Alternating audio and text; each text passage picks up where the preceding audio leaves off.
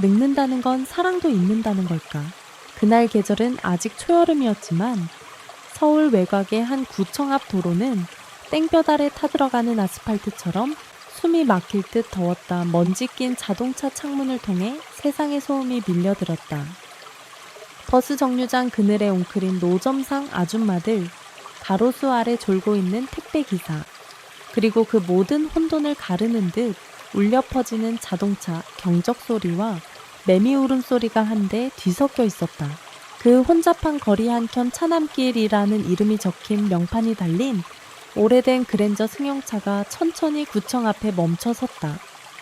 뒷좌석 문이 열리자마자 윤미자 씨가 먼저 내렸다. 그녀의 곁엔 두 딸, 큰딸 차수진과 막내딸 차윤정이 뒤따랐다. 세 사람 모두 말없이 걷기 시작했다. 묵묵한 발걸음, 말 한마디 없는 얼굴. 그 속엔 무겁고도 복잡한 감정이 담겨 있었다.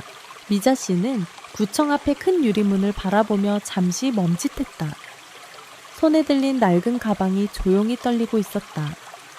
이 문을 지나면 47년간의 결혼 생활이 종지부를 찍는다. 사랑도, 인내도, 후회도 이 안에서 끝을 맺는다. 엄마 가여 수진이 조심스레 팔꿈치를 건드렸다. 미자 씨는 미약하게 고개를 끄덕였다. 그리고 다시 유리문을 향해 천천히 걸음을 옮겼다. 어딘가에서 누군가 나타나 이 모든 걸 멈춰줄 것만 같았지만 그런 기적은 일어나지 않을 걸 그녀도 잘 알고 있었다. 그 순간 그녀의 머릿속은 한 폭의 붓글씨처럼 엉켜 있었다. 왜 이렇게까지 되었을까? 언제부터 우리 사이에 틈이 생긴 걸까? 안으로 들어서자 시청 복도는 무서울 만큼 조용했다. 한쪽 벽에 줄지어 놓인 의자들이 아무도 앉지 않은 채로 나란히 서 있었고 그 공허함이 미자 씨의 마음을 더욱 꾹꾹 눌렀다. 그녀의 뒤를 따르는 두 딸의 굽소리만이 복도에 메아리 쳤다. 이윽고 작은 회의실 같은 방으로 들어가자 회의 테이블 건너편에 앉은 젊은 여성 공무원이 눈을 들었다. 그녀는 이혼 관련 서류를 앞에 놓고 조용히 고개를 끄덕이며 말했다. 차남길 씨, 윤미자 씨 세 번째 조정 시도에도 불구하고 합의에 이르지 못해 이혼을 결정하셨다고요? 두 분 다 같은 의견이신가요? 조용히 문이 열리고 지팡이를 짚은 남성이 들어왔다. 차남길 씨였다. 그의 옆에는 먼 친척으로 보이는 청년이 서 있었다. 그는 아무 말 없이 그의 셔츠를 정리해주고는 자리를 떴다. 윤정의 아버지를 보자마자 고개를 돌렸다. 수진도 그를 외면하며 중얼거렸다. 이 나이에 이혼이라니 창피하지도 않나? 남길 씨는 두 딸의 눈길조차 받지 못한 채 방 한쪽에 조심스럽게 자리를 잡았다. 그는 그저 미자 씨를 바라봤다. 하지만 그녀는 그를 보지 않았다. 그들의 눈빛이 말이 그리고 몸짓마저도 서로를 향해 있지 않았다. 이미 오래전부터 그들은 부부가 아니라 서로의 그림자가 되어버렸던 것이다. 공무원은 조용히 서류를 정리하며 다시 말했다. 양측이 협의 이혼에 동의하셨으므로 오늘부로 이혼이 성립됨을 공표합니다. 떼일. 책상 위에 내려앉은 도장의 소리만이 방 안에 메아리쳤다. 모든 게 순식간에 끝나버렸다. 47년의 세월이 단 7분 만에 미자 씨는 고개를 숙였다. 두 딸은 그녀의 양옆을 바짝 붙잡고 방을 나섰다. 엄마 그만 나가요. 끝났잖아요. 그들이 방을 나서는 동안 남길 씨는 아무 말도 하지 않았다. 그의 눈엔 세 사람의 뒷모습이 스쳐 지나갔고 입가에서 무언가 떨리듯 속삭였다. 얘들아. 하지만 그 누구도 돌아보지 않았다. 차남길 씨는 천천히 회의실을 빠져나왔다. 그의 지팡이는 오래된 바닥을 딱딱 울렸다. 오후에 햇살은 기울어 있었고 건물 앞마당에 비치는 그림자는 길고 쓸쓸했다. 그는 가만히 멈춰 서서 이미 멀어져 버린 아내와 딸들의 뒷모습을 바라봤다.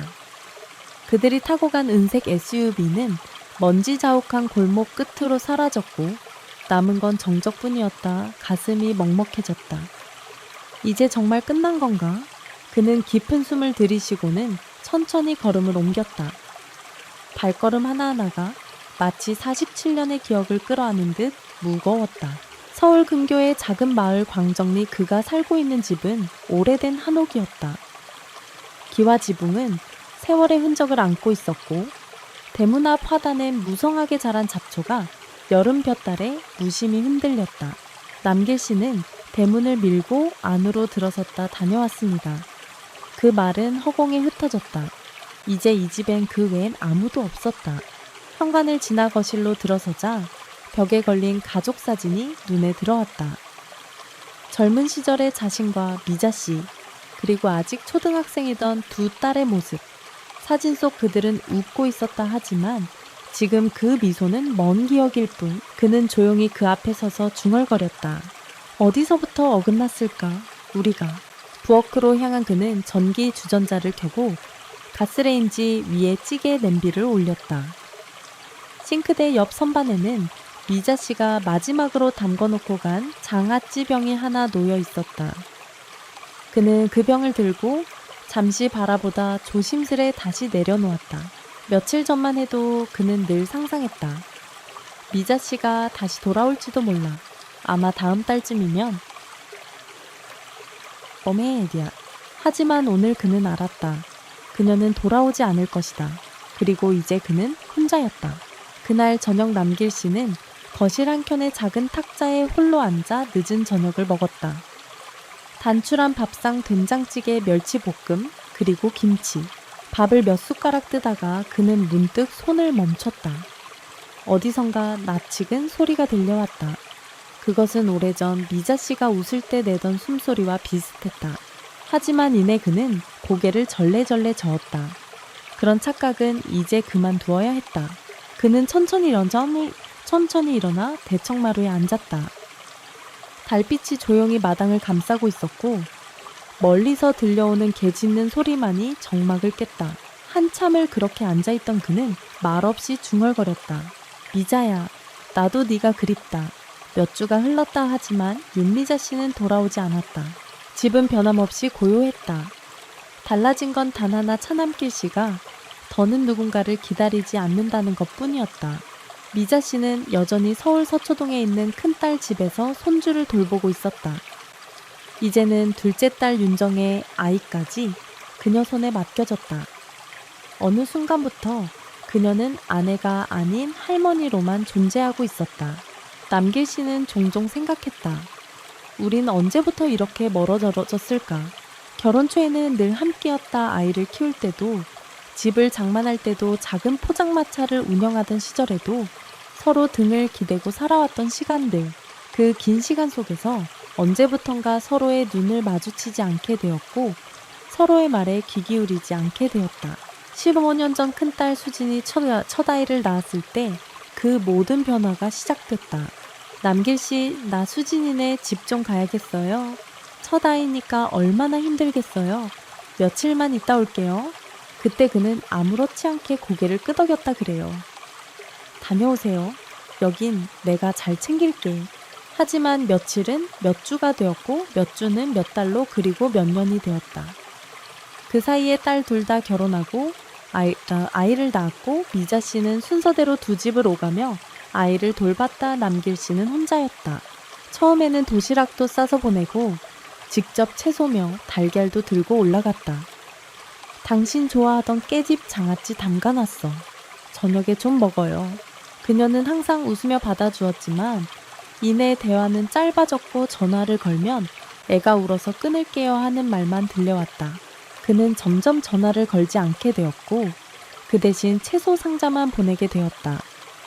택배 아저씨에게 이거 서초동까지 잘 좀 부탁해요 라고 말하며 그렇게 10년이 지났다. 그는 더는 남편이 아니었고 그녀도 더는 아내가 아니었다. 어느 날 저녁 그는 조용히 TV를 끄고 작은 노트를 펼쳤다. 노트 속엔 날짜와 함께 손으로 꾹꾹 눌러 쓴 문장이 있었다. 2015-0203 수진이 둘째 출산 미자 서울행 2017-08 심윤정 출산 미자 이사 2019 7228 집 전화 끊김 휴대폰만 연락됨 2021 0501 미자 고혈압 약 복용 시작 2022 03 16 내가 병원 다녀온 미자 모름. 그는 한 장을 덮고 창밖을 바라봤다. 창문 밖의 봄비가 조용히 떨어지고 있었다. 그의 가슴 안에도 빗방울 같은 고요한 슬픔이 번지고 있었다. 나는 왜 이렇게 외로운가? 그 순간 멀리서 들려오는 웃음소리가 그를 일으켜 세웠다. 그 소리는 이웃 마을 풍천리에 사는 이은희 씨였다. 몇 해 전 남편과 이혼하고 혼자 살고 있다는 그녀는 마당에 꽃을 가꾸고 늦은 오후마다 찻잔을 닦는 습관이 있는 사람이었다. 어쩌면 남길 씨의 이야기엔 이제부터 새로운 챕터가 필요했는지도 모른다. 처음 이은희 씨를 만난 날 하늘엔 옅은 구름이 낀 초가을 오후였다. 남길 씨는 마당에 핀 고추를 따러 갔다가 돌아오는 길에 풍천리 다리를 지나쳤고 그곳에서 우연히 은희 씨를 보았다. 그녀는 작은 삽으로 화단을 정리하며 땀을 훔치고 있었다. 그는 인사삼아 말을 걸었다. 요즘도 꽃 가꾸시나 봐요. 늘 예쁘게 피워놓으시네요. 은희 씨는 수줍게 웃으며 고개를 끄덕였다. 어르신도 여전하시네요. 지난번 갖다 주신 부추 아주 잘 먹었어요. 그들의 인연은 그렇게 소소하게 시작되었다. 처음엔 가벼운 인사였고 그 다음은 마을 장터에서 마주쳐 나눈 짧은 대화였고 또 그 다음엔 지나가는 길이었는데 이거 고구마 좀 드세요. 어머, 괜찮으세요? 그럼 저도 차 한 잔 대접할게요. 은희 씨의 집은 다소 낡았지만 정갈했다. 부엌 한편에는 오래된 주전자와 국화차통이 있었고 거실 벽엔 사진 하나 없이 텅 비어 있었다. 그곳엔 말없이 살아온 세월이 묻어 있었다. 시간이 지날수록 두 사람의 대화는 점점 길어졌다. 남길 씨는 자신도 모르게 마음을 열고 있었다. 그 사람은 손주만 챙기더군요. 나는 매년 김장도 하고 밥도 지어 먹고 그렇게 혼자 살았지요. 은희 씨는 말없이 고개를 끄덕였다. 저도 그래요. 남편은 외도를 했고 아이들도 다 출가하고 나니 이제 나 혼자예요. 그래도 마당에 꽃 피는 걸 보면 조금은 견딜 수 있어요. 그날 이후 남길 씨는 주 3회 은희 씨의 집을 들르기 시작했다. 계절이 바뀌어 낙엽이 떨어지고 첫눈이 내릴 즈음엔 함께 따뜻한 고구마를 나눠 먹고 마당에 앉아 다식은 차를 마시며 저무는 해를 바라보는 게 일상이 되었다. 그 관계는 누구에게도 설명할 필요 없는 그저 우리는 서로 외롭지 않게 있어주는 사이였다. 하지만 마을 사람들의 눈은 날카로웠다. 차 선생 그 나이에 여자 찾아다니는 거 보기 안 좋더라. 윤 여사 아직 살아있다며 아무리 그래도 좀 소문은 바람처럼 퍼졌다. 그날 수진이와 윤정이 결국 전화를 걸어왔다. 아빠 은희 아줌마랑 같이 사신다는 말 진짜예요. 남길 씨는 조용히 대답했다. 같이 살진 않아. 다만 사람이 너무 오래 외로우면 누구 옆에 있고 싶어지더라. 딸들은 분노했다. 그게 무슨 말씀이세요? 엄마는요? 엄마는 지금도 우리 집에서 애 보느라. 그는 더는 듣지 않았다. 수화기를 내려놓고 거실 창을 열었다. 찬바람이 얼굴을 스쳤다. 그리고 마음속에 묵직한 결심이 하나 생겼다. 이젠 나도 나를 위해 살아야겠다. 며칠 후 그는 조용히 작은 여행 가방에 옷가지 몇 벌을 담았다. 화분 몇 개, 낡은 라디오, 그리고 작은 차 주전자 하나. 그는 마을에 소문내지 않았다. 은희 씨에게만 조용히 말했다. 이제 여기서 같이 살아도 될까요? 은희 씨는 잠시 말이 없었다 그러곤 고개를 천천히 끄덕였다. 그녀는 그에게 단 하나만을 부탁했다. 약속해요. 우리 서로에게 부담 주지 않기로. 그저 함께 있어주는 것만으로 충분하다고. 그날 밤 두 사람은 따뜻한 감자국에 김을 얹어 나눠 먹었다. 쓸쓸한 한옥의 저녁 공기 속에 소박한 웃음이 처음으로 피어났다. 그날 오후 바람은 차갑게 불었다. 늦가을의 서울 서초동의 골목길엔 낙엽이 빽빽이 쌓여 있었다. 윤미자 씨는 평소와 다름없이 작은 손자에게 죽을 떠먹이며 웃고 있었다. 하지만 그 웃음은 오래가지 않았다. 전화기 너머로 들린 한마디. 어머니 아버지가 이은희 씨랑 같이 살고 계신데요. 그녀는 숟가락을 놓고 말을 잃었다. 한동안 정적이 흘러얼었다. 그날 밤 수진과 윤정은 엄마를 데리고 방정리로 향했다. 눈이 내리기 시작했고 자동차 와이퍼는 눈송이를 무심히 밀어내고 있었다. 엄마 괜찮아요? 도착하면 우리가 아빠랑 제대로 얘기할게요. 미자 씨는 아무 말이 없었다. 두 손을 무릎 위에 모으고 조용히 창밖만 바라보았다. 광정리에 도착했을 땐 해가 이미 기울고 있었다. 은희 씨의 집 마당엔 촘촘한 국화꽃이 피어 있었고 그 안에서 남길 씨는 나무를 다듬고 있었다. 수진이 차에서 내리자마자 소리쳤다. 아빠 이게 도대체 무슨 짓이에요? 남길 씨는 놀란 듯 고개를 들었지만 당황하지 않았다. 윤정도 곧이어 말했다. 엄마가 얼마나 상처받았는지 알아요? 어떻게 이럴 수 있어요? 그 소란 속에서 미자 씨는 천천히 발을 옮겼다. 은희 씨의 문 앞에 멈춰서서 말없이 안으로 들어갔다. 그 순간 은희 씨와 눈이 마주쳤다. 두 여인은 잠시 말이 없었다. 시간이 멈춘 듯 미자 씨가 조용히 말했다. 그 사람 지금 행복한가요? 은혜 씨는 놀란 표정으로 고개를 끄덕였다. 네, 웃으시는 걸 자주 봤어요. 미자 씨는 한숨을 내쉬며 고개를 끄덕였다. 그럼 된 거예요. 누구라도. 그 사람의 마지막에 따뜻한 밥 한 끼 해줄 수 있다면. 한편 거실에서는 아버지와 두 딸의 대화가 계속되고 있었다. 아빠가 우리한테 실망한 건 알아요. 하지만 그렇다고 해서 엄마를 이렇게 혼자 두는 건 너무해요. 남길 씨는 차분하게 말을 이었다. 너희 엄마는 너희들을 위해 살았고 나는 그 엄마를 위해 기다렸지. 하지만 10년을 기다려도 아무도 돌아보지 않더라. 그의 목소리는 떨리지 않았지만 묘하게 먹먹했다.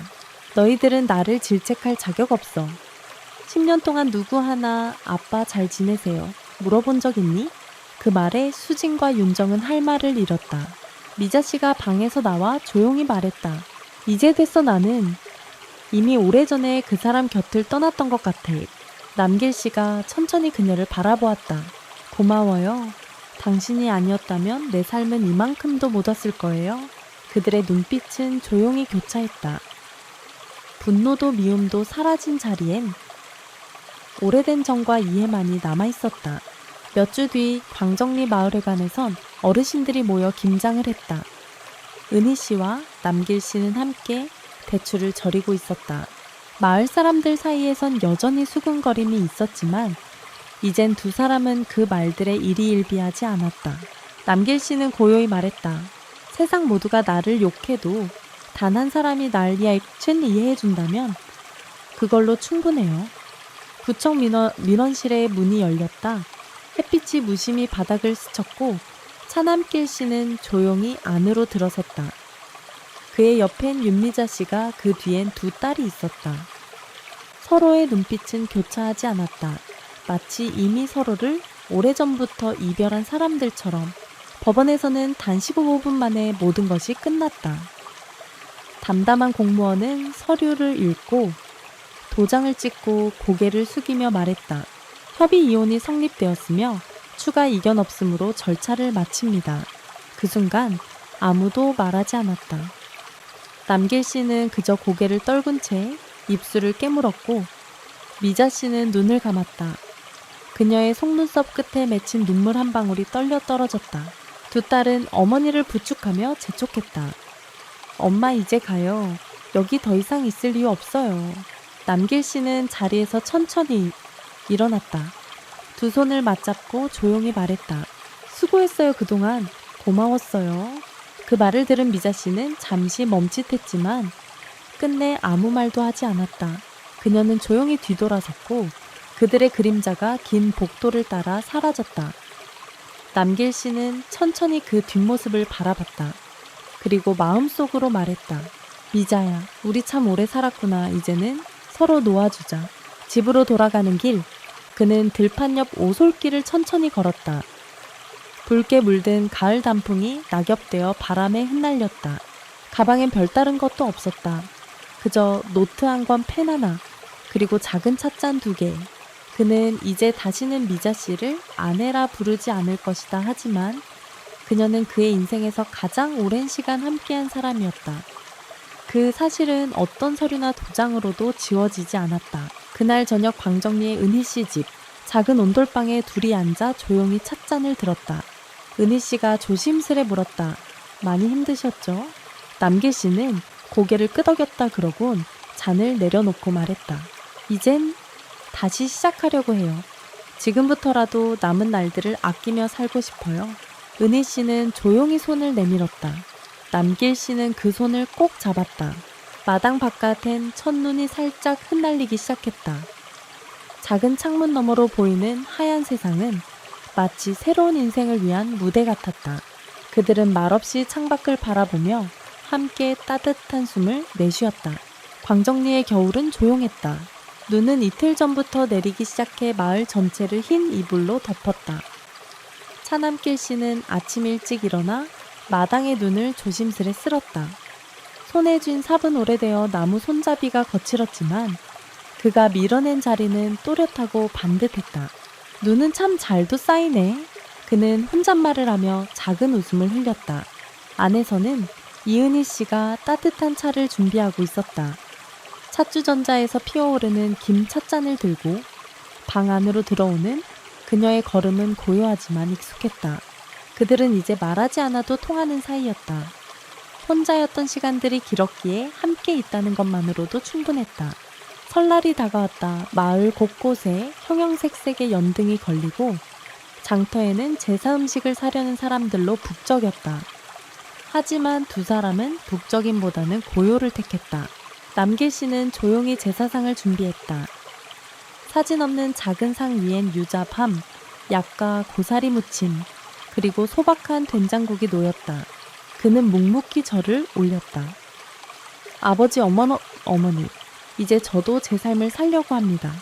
늦었지만 허락해주세요. 그 옆에서 은희 씨도 함께 고개를 숙였다. 그녀는 한참을 말없이 있다가 조용히 중얼거렸다. 우리도 이제 남이 아니니까요. 설 당일 의외의 손님이 찾아왔다. 낯익은 SUV 차량이 마당 앞에 멈춰섰고 그 안에서 두 소녀가 먼저 뛰어내렸다. 뒤이어 윤정이 차에서 내렸다. 아빠, 남길 씨는 깜짝 놀라 마당으로 나왔다. 아이들이 달려와 품에 안겼다. 할아버지 메리 설날. 윤정은 멋쩍은 듯 조금 머뭇거리며 인사했다. 아빠, 애들이 계속 보고 싶다고 해서 그냥 인사라도 드리러 왔어요. 남길 씨는 말없이 웃으며 고개를 끄덕였다. 그의 눈가에 작지만 따뜻한 주름이 잡혔다. 은희 씨가 안에서 나와 인사를 건넸다. 어서 오세요. 날도 추운데 따뜻한 유자차 드릴까요? 윤정은 당황한 듯 잠시 말을 잃었지만 곧 고개를 숙였다. 네, 감사합니다. 그날 작은 온돌방엔 웃음소리가 피어났다. 아이들은 귤을 까먹으며 마당을 뛰어다녔고 남길 씨는 조용히 앉아 찻잔을 들었다. 그의 맞은편엔 은희 씨, 그리고 옆에는 딸과 손주들. 그는 속으로 생각했다. 이 순간이 늦게 찾아온 봄 같구나. 찻잔을 입에 댄 그는 차의 따스함보다 그 옆에 누군가가 있다는 사실이 더 따뜻하게 느껴졌다. 에필로그 늙어간다는 건 그저 주름이 늘고 기억이 흐려진다는 뜻만은 아니었다. 때로는 가장 늦게 찾아온 인연이 가장 조용히 가장 깊이 위로가 되어주기도 한다. 차남길 씨는 이제 더 이상 기다리지 않았다. 그는 살아가고 있었다. 하루하루를 그 옆에 사람과 함께 그날 오후 차남길 씨는 마당에서 작은 화분 하나를 손질하고 있었다. 흙이 손톱 아래 끼고 손등엔 햇살이 조용히 내려앉았다. 은희 씨는 부엌에서 갓 끓인 된장국 냄비를 들고 나왔다. 그 향이 온 집안을 푸근하게 감쌌다. 그 순간 대문 밖에서 누군가 문을 두드렸다. 실례합니다. 혹시 여기 차남길 어르신 댁인가요? 생전 처음 듣는 목소리였다. 두 사람은 서로를 바라보았다. 그리고 그 낯선 손님의 얼굴이 보이자 남길 씨는 찻잔을 내려놓은 손을 천천히 멈췄다. 그의 눈이 아주 천천히 흔들렸다. 그 목소리는 너무도 익숙한 누군가를 닮아 있었다. 이 방문은 단순한 인사일까? 아니면 새로운 인연의 시작일까? 모든 것이 조용히 다시 움직이기 시작했다. 이야기는 여기서 잠시 멈추지만 삶은 여전히 흐르고 있습니다. 늦게 찾아온 따뜻함이 또 다른 변화를 불러올지도 모르니까요.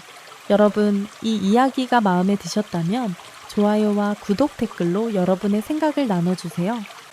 차남길 씨의 다음 이야기가 어떻게 펼쳐질지 2화에서 함께 이어가 보아요. 당신의 한마디가 저에게는 큰 힘이 됩니다. 그럼 다음 이야기에서 다시 만나요. 감사합니다.